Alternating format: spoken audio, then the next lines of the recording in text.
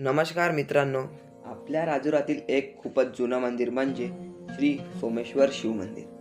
मित्रांनो, हे मंदिर केव्हा आणि कशा प्रकारे बनवलं गेलं हे तुम्हाला माहिती आहे का? तुम्हाला माहिती असणार तर तुम्ही कमेंटमध्ये नक्की सांगा. हे मंदिर 1200 ते 1300 वर्षापूर्वी बनवलं गेलं आणि या मंदिराला पूर्वी हेमाडपंथी मंदिर म्हणायचे. हेमाडपंथी म्हणजे एक शिल्पकला.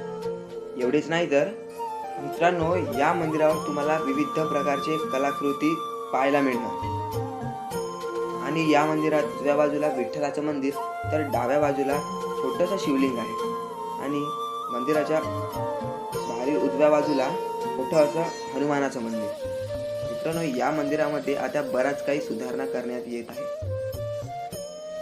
जसे की छोट्या छोट्या मुलांना खेळण्याकरिता विविध प्रकारचे झुले आणि मंदिरात येणाऱ्या भाविकांकरिता विविध प्रकारच्या